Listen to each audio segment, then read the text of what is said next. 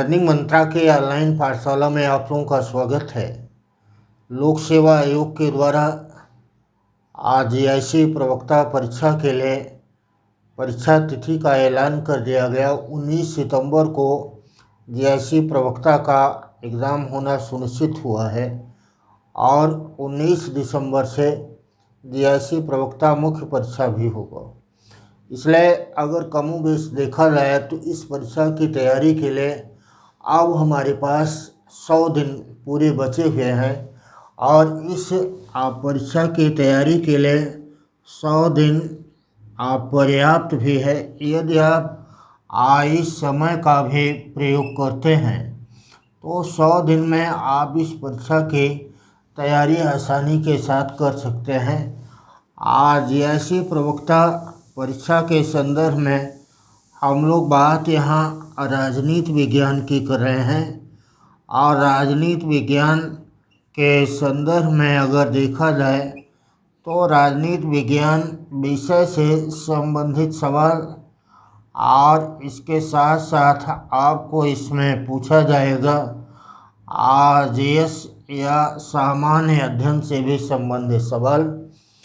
राजनीति विज्ञान के संदर्भ में आपको सामान्यतः 80 सवाल और सामान्य अध्ययन पर आपको सवाल पूछा जाएगा 40। इसलिए दोनों विषयों की तैयारी आप 100 दिन में कैसे कर सकते हैं, हम लोगों का आज का टॉपिक इसी विषय पर आधारित है कि आप अपनी पूरी ताकत को लगाएं और 100 दिन में अपनी परीक्षा की तैयारी को उस अंजाम तक पहुंचा दें जहां पर आपकी सफलता सुनिश्चित हो जाए। तो आइए हम लोग इस बात को देखते हैं। सामान्य अध्ययन की अगर सबसे पहले शॉर्ट में बात कर ली जाए तो सामान्य अध्ययन के अंतर्गत आपको पढ़ना है एक तो भारतीय संविधान एवं राज्य व्यवस्था पढ़ना है, संविधान एवं राज्य व्यवस्था का अध्ययन करना है और दूसरा इसमें भूगोल को देखना है और तीसरा इसमें भारतीय इतिहास और सामान्य विज्ञान। इसमें आपको देखना है सामान्य विज्ञान और इसके साथ साथ भारतीय अर्थव्यवस्था एवं करंट तथा उत्तर प्रदेश के विषय में विशेष रूप में आपको अध्ययन करना है सामान्य अध्ययन के अंतर्गत। इसलिए आप इसका अध्ययन करने के लिए जो कुछ पढ़ा है सो पढ़ा है। आप इसके संदर्भ में लोक सेवा आयोग के द्वारा विभिन्न परीक्षाओं में पूछे गए सवालों को आप देख लें। विभिन्न परीक्षाओं में चाहे पीसीएस का हो या आरओ का हो या कोई भी अन्य एग्ज़ाम हो, और लोक सेवा आयोग उत्तर प्रदेश के द्वारा विभिन्न परीक्षाओं में जो सवाल पूछा गया उस सवालों को आप प्रैक्टिस में हल कर लें, आपको काफ़ी सवाल उससे मिलेगा। इसके साथ साथ अब यहाँ पर देखें सवाल है सामान्य अध्ययन में आपने संविधान और राज्य व्यवस्था का अध्ययन राजनीति विज्ञान के अंतर्गत किया होगा, लेकिन बाकी का अध्ययन आपने नहीं किया है। इसलिए आप इसका अध्ययन या तो करें डिटेल्स में भी अभी समय है, एनसीईआरटी की किताब से आप इसका अध्ययन कर सकते हैं और विगत वर्षों के सवालों को इसका आधार बना सकते हैं। ये बात 40 नंबर के सवालों पर था, लेकिन सर्वाधिक महत्वपूर्ण बात है राजनीति विज्ञान जो 80 सवाल आपका है और चूँकि माइनस मार्किंग भी है, इसलिए आप 80 सवालों के लिए राजनीति विज्ञान की तैयारी कैसे करें। सबसे पहला पार्ट इसमें जो आपको बतलाया गया है वह है राजनीति विज्ञान का सिद्धांत। इसमें जो कमोबेश सिलेबस निर्धारित किया गया है वह दो पार्ट में निर्धारित किया गया। राजनीति विज्ञान का सिद्धांत और दूसरा है संविधान एवं भारतीय संविधान एवं दूसरा है भारतीय संविधान एवं शासन तथा राजनीति। भारतीय संविधान एवं शासन तथा राजनीति पर यह सवाल आपको पूछा गया। दो पार्ट में यह सिलेबस डिवाइड किया गया है। और इसके भी पहले चूँकि यह प्रवक्ता नागरिक शास्त्र का है तो उसमें सबसे पहले आपको दिया गया है नागरिक शास्त्र का अर्थ क्या होता है, इसकी परिभाषा क्या है, इसका विषय क्षेत्र क्या है, इसका अन्य विषयों के साथ क्या संबंध बनता है, यह पाठ्यक्रम निर्धारित किया गया। नागरिक बनने के कौन कौन से साधन हैं, नागरिक का क्या क्या कर्तव्य होता है, ऐसा आपको दिया गया है। कमोबेश एक आध सवाल इस पाठ से आपको पूछा जा सकता है। बट नागरिक शास्त्र वास्तव में केवल कक्षा के स्तर पर कक्षा 12 तक ये इसको हम नागरिक शास्त्र कहते हैं, लेकिन जब स्नातक स्तर पर आते हैं तो इसको राजनीति शास्त्र कहा जाता है। इसलिए आपको ज़्यादा से ज़्यादा सवाल, चूँकि लोक सेवा आयोग उत्तर प्रदेश के द्वारा पहले जब पीसीएस परीक्षा में ऑप्शनल पेपर होता था तब उसका पाठ्यक्रम निर्धारित किया गया था यही दो, राजनीति शास्त्र का सिद्धांत और भारतीय संविधान एवं शासन। तो ज़्यादा से ज़्यादा सवाल आपको इसी पाठ से पूछा जाएगा। और राजनीति विज्ञान का सिद्धांत और भारतीय संविधान एवं शासन, बाकी जो इन्होंने दिया है, चाहे अंतर्राष्ट्रीय राजनीति के कुछ चैप्टर की बात इनकी करें, जैसे गुट निरपेक्षता का, जैसे वैश्वीकरण का, या संयुक्त राष्ट्र संघ और उसके विभिन्न अभिकरणों का, तो बहुत ज़्यादा सवाल इससे आपको पूछा जाना नहीं है। राजनीति विज्ञान के सिद्धांत में राजनीति विज्ञान का अर्थ क्या होता है, इसका परिभाषा क्या है, इसका विषय क्षेत्र क्या है, और इसके अध्ययन के विभिन्न उपागम कौन कौन से हैं, परंपरागत उपागम क्या है और आधुनिक उपागम क्या है, इस पर आधारित सवाल आपको पूछा जाता है कि राजनीति विज्ञान को सैद्धांतिक और व्यावहारिक दो विषयों में किसके द्वारा विभाजित किया गया। सर फ्रेडरिक पोलक के द्वारा राजनीति विज्ञान को डिफाइन करने के लिए अलग प्रकार का अप्रोच कैसे अपनाया गया, जिस पर आधारित सवाल आपको पूछा जाता है। इसलिए इसको अप्रोच वाइज पढ़ने का प्रयास करिए, इसको एक कॉन्सेप्ट में पिरोने का प्रयत्न करें, आपको ये बहुत जल्दी तैयार हो जाएगा। अगर सही कहा जाए तो पॉलिटिकल साइंस का जेआईसी प्रवक्ता के लिए 80 नंबरों का जो यह पाठ्यक्रम निर्धारित किया गया है, जो आपका सिलेबस दिया गया है, वह सिलेबस ज़्यादा से ज़्यादा, अभी तो 100 दिन है, आपको अगर पढ़ना हो तो आप आसानी से इसको ज़्यादा से ज़्यादा 60 दिन में पढ़ सकते हैं। अगर पढ़ने की आपकी इच्छा हो और पढ़ना अगर आप चाहते हैं तो पढ़ सकते हैं।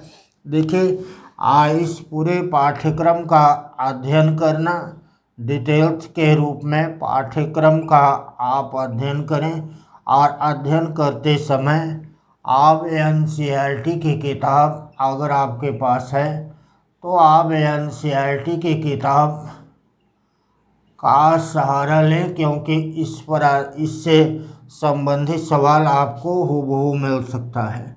दूसरा, आप अगर कोई एक किताब लेना चाहें, पॉलिटिकल थ्योरी, राजनीति विज्ञान की रूपरेखा, आप ओपी गावा की किताब है, आप उस किताब को भी हूबहू पढ़ डालें। अगर आप समझ ले रहे हैं तो उसको पढ़ डालें। यह बात यहाँ पर आपको करना है, लेकिन इसके साथ साथ आज सबसे ज़्यादा आवश्यक है राजनीति विज्ञान के सवालों को हल करने के लिए अभ्यास का होना। चाहे भारतीय संविधान एवं शासन का पार्ट हो, चाहे पॉलिटिकल थ्योरी का पार्ट हो, आपको इसके लिए अभ्यास बहुत अधिक करने की आवश्यकता है। प्रत्येक दिन कम से कम 2 या 3 अभ्यास सीरीज को अवश्य लगाएं। अगर अभ्यास करते हैं तो आपका यह कॉन्सेप्ट भी क्लियर होता है, क्योंकि पढ़ने के पश्चात यह भी आना आवश्यक है कि किस सवाल के लिए 4 अल्टरनेट में से हम कौन सा अल्टरनेट सही करेंगे, क्योंकि राजनीति विज्ञान में ऐसे बहुत सारे सवाल बनते हैं जिसका उत्तर एक से ज़्यादा सही होता है, लेकिन जब एक से ज़्यादा सही है तो उसमें सबसे ज़्यादा सही कौन सा है इसका चुनाव करना होता है। तो यह केवल तभी क्लियर होगा जबकि आपने अधिक से अधिक इसका अभ्यास किया हो। अगर आपने अभ्यास इसका नहीं किया है तो कन्फ्यूज़न क्रिएट करता है और आपका सवाल गलत हो जाता है। इसलिए इस बात पर ध्यान रखें। कहने का आशय है कि कंप्लीट पाठ्यक्रम को तैयार करें। यह बहुत बड़ी परीक्षा है, खास करके शिक्षक भर्ती के संदर्भ में, और इसलिए इसके पाठ्यक्रम को तैयार करने में कोई कोताही आपके द्वारा ना बरती जाए तो ज़्यादा अच्छा है। आप पाठ्यक्रम को तैयार करें और अभ्यास करें। हमारा ऑनलाइन बैच भी अभी चल रहा है और नया बैच स्टार्ट हो रहा है, और उस नए बैच में जीआईसी प्रवक्ता के प्रारंभिक परीक्षा के लिए नए बैच में अगर आप एडमिशन लेना चाहते हैं तो हमारे दिए गए नंबर पर कॉल या व्हाट्सएप करके संपूर्ण जानकारी भी आप ले सकते हैं।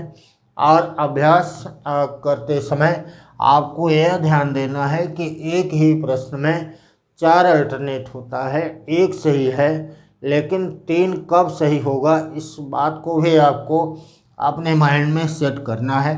राजनीति विज्ञान के अर्थ परिभाषा, विषय क्षेत्र और अन्य संबंधों के साथ साथ आपको इसमें सवाल पूछा जाता है कि राज्य क्या है, क्योंकि राज्य के संदर्भ में राज्य को ही आधार मान करके विभिन्न राजनीति वैज्ञानिकों के द्वारा राजनीति विज्ञान को परिभाषित करने का प्रयास किया गया। कुछ ऐसे राजनीति वैज्ञानिक रहे जिनके द्वारा बतलाया गया कि राजनीति विज्ञान वास्तव में राज्य का विज्ञान है, जिसमें गवर्नर का नाम सर्वाधिक महत्वपूर्ण माना जाता है। और गवर्नर के द्वारा कहा गया कि राजनीति विज्ञान का प्रारंभ और अंत राज्य के साथ होता है।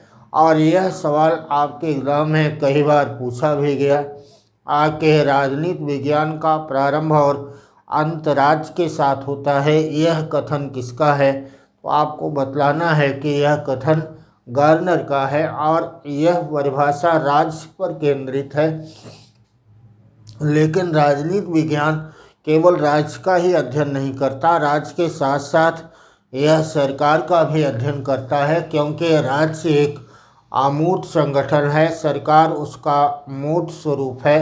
राज्य के द्वारा लिए गए निर्णयों को वास्तव में व्यवहारिक अंजाम देने का भी काम जिसके द्वारा किया जाता है वह होता है सरकार। इसलिए राज्य और सरकार दोनों का ही अध्ययन राजनीति विज्ञान में होता है।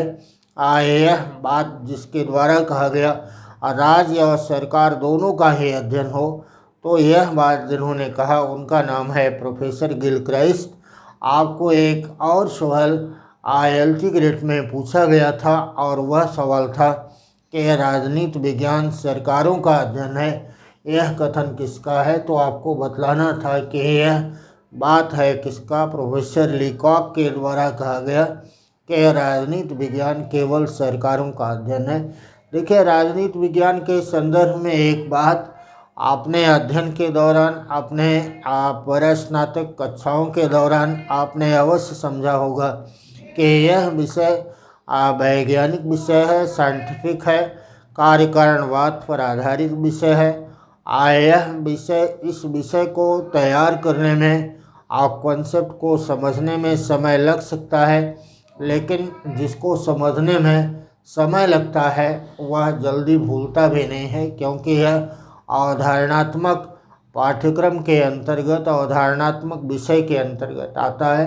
तो अगर आपने इसको कॉन्सेप्ट वाइज समझने का प्रयास किया तो बहुत आसानी के साथ आपको समझ में आ जाता है राज्य क्या है, सरकार क्या है, और राज्य सरकार दोनों क्या है, और राज्य के जगह पर राजनीतिक व्यवस्था का प्रयोग किसने कर दिया, व्यवहारवाद क्या है, उत्तर व्यवहारवाद क्या है, आधुनिकीकरण क्या होता है, समाजीकरण क्या होता है, राजनीतिक विकास क्या होता है। और जब एक बात को आपने समझ करके उसके अनुसार उस पर आए हुए सवालों को हल करने का प्रयास किया तो आपके लिए यह बात बेहद सरल हो जाता है। तो इसलिए अगर राज्य और राज्य के तत्व पर आपको सवाल आया कि राज्य के कितने तत्व हैं, राज्य के मान्यता प्राप्त 4 तत्व हैं, 11th ग्रेड में यही सवाल पूछा गया था कि राज्य का सर्वाधिक महत्वपूर्ण तत्व कौन सा है।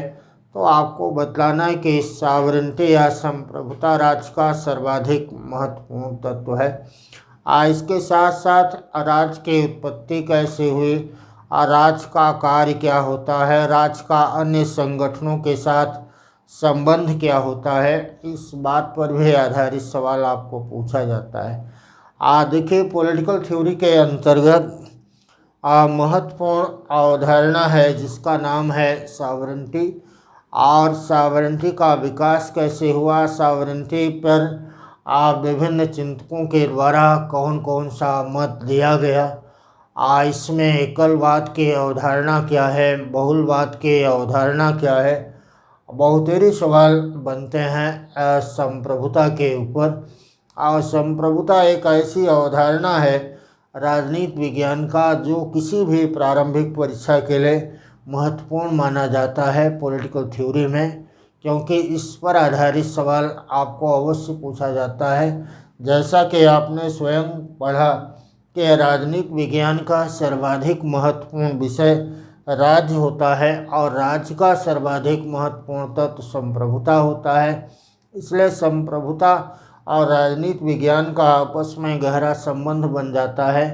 इसलिए संप्रभुता को समझे बगैर आप राज्य को नहीं समझ सकते और राज्य को समझे बगैर आप राजनीति विज्ञान को नहीं समझ सकते। इसलिए इस पर आधारित 2 से 3 सवाल आपको अवश्य पूछा जाएगा, खास करके आपके इस जीआईसी प्रवक्ता के 19 सितंबर के एग्ज़ाम में। इसलिए आप सॉवरेनिटी के चैप्टर को बढ़िया से तैयार कर ले। इसके साथ साथ हम लोगों का अगला इसमें चैप्टर बनता है कॉन्सेप्ट का। कॉन्सेप्ट माने अवधारणा, जिसमें स्वतंत्रता, समानता, न्याय, अधिकार, दंड और अनेक अन्य अवधारणाएं जो आपके पाठ्यक्रम के लिए निर्धारित किया गया है उस पर आधारित सवाल आपको बनता है।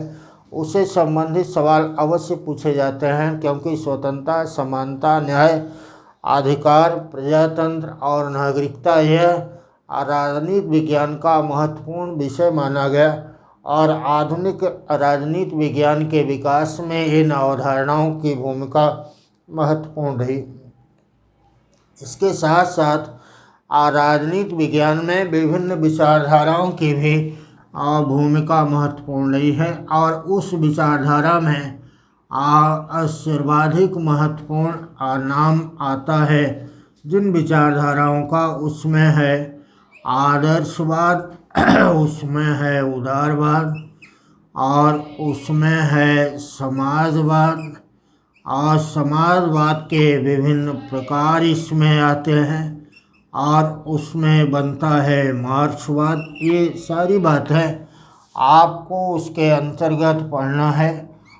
इसमें आएगा अराजकतावाद। समाजवाद के भी एक वैज्ञानिक समाजवाद जिसको मार्क्सवाद कहा, एक काल्पनिक समाजवाद जिसका प्रयोग रॉबर्ट ओवन के द्वारा किया गया और इसके अलावा अन्य लोकतांत्रिक समाजवाद जिसमें ब्रिटेन में फेबियनवाद, श्रेणी समाजवाद आता है। और इसके साथ साथ अगर बात किया जाए तो फेबियनवाद, श्रेणी समाजवाद के साथ साथ लोकतांत्रिक समाजवाद आता है। जर्मनी में संशोधनवादी समाजवाद आता है और फ्रांस में श्रम संघवाद ये आता है। ये अवधारणाएँ अलग अलग समय में अलग अलग देशों के अंतर्गत बदलती रहती हैं। इसलिए समाजवाद के संदर्भ में कहा गया, CEM जोट के द्वारा टिप्पणी करते हुए कहा गया कि समाजवाद एक हैट के समान है जिसको अनेक लोगों ने अपने इच्छा अनुसार धारण कर लिया है। तो यह अलग अलग प्रकार की अवधारणाओं पर आधारित सवाल आपको आता है। आप लोक सेवा आयोग में जिसमें 2 सवाल आप तक पूछा जा चुका है और वह है उदारवाद के पिता का नाम क्या है, तो जॉन लॉक, और आदर्शवाद के पिता का नाम क्या है, तो आपको बतलाना था प्लेटो। बट अब इसके बाद 2 महत्वपूर्ण विचारधाराएं बचती हैं जिस पर आधारित सवाल आपके 19 सितंबर के एग्ज़ाम के लिए महत्वपूर्ण होगा, और उसमें है वैज्ञानिक समाजवाद का पिता कौन है, और दूसरा है अराजकतावाद का पिता कौन है, और अगला है कि समाजवाद का शब्द का प्रयोग सर्वप्रथम किसके द्वारा किया गया।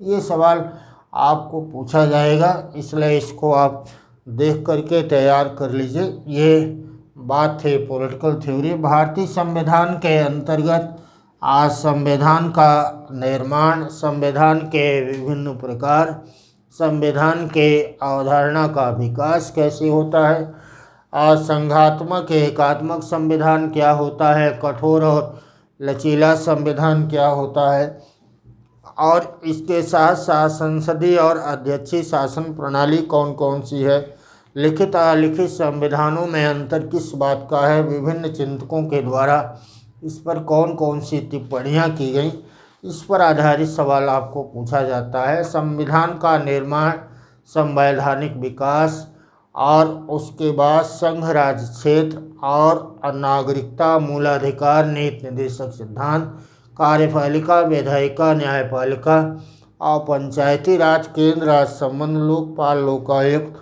अनेक महत्वपूर्ण पाठ्यक्रम आपके इस पूरे विषय के अंतर्गत निर्धारित किए गए हैं जिसका अध्ययन आपको करना है। तो देखिए, ये तो पूरा पाठ्यक्रम था कमोवेश आज जिसके हमने आपसे बात किया। वैश्विक संगठनों का भी आपको अध्ययन इसमें करना है। जैसे सार्क का अध्ययन, आसियान का या संयुक्त राष्ट्र संघ घुटना परिषदा का आपको इसमें अध्ययन करना है। और उस अध्ययन करने के पश्चात अगर आपने इसका अध्ययन कर लिया तो आपको इस पर आधारित सवालों का अधिक से अधिक अभ्यास करना है, क्योंकि बचा हुआ 100 दिन आपके लिए बहुत महत्वपूर्ण है। यह आपके तकदीर को बदल सकता है, इसलिए इसकी तैयारी आप कंटिन्यूअस आज से ही हमें उम्मीद है कि करना आप स्टार्ट कर देंगे। तो यह बात थी कि आप अपने 100 दिन को कैसे अच्छे से तैयार करें। 100 दिन को अगर आप 8 घंटे लगातार राजनीति विज्ञान की तैयारी करते हैं, मतलब 800 घंटे अगर आप पढ़ते हैं, तो स्वाभाविक रूप में आपका कोई भी सवाल राजनीति विज्ञान का गलत नहीं होगा। अवधारणा और अभ्यास पर विशेष बल दें। ये ऐसे विद्यार्थी जो हमारे ऑनलाइन पाठ्यक्रम में एडमिशन GIC के लिए लेना चाहते हैं, दिए गए नंबर पर कॉल या व्हाट्सएप करके संपूर्ण जानकारी हासिल कर सकते हैं। तो ये बात हम लोगों की आपके एग्ज़ाम के लिए 100 दिन में GIC परीक्षा की तैयारी में किन किन महत्वपूर्ण बिंदुओं को आप ध्यान में रखें, इस पर आधारित था। चलिए, आज की बात यहीं तक थी। अगले क्लास में हम लोग फिर मिलेंगे। तब तक के लिए धन्यवाद। जय हिंद।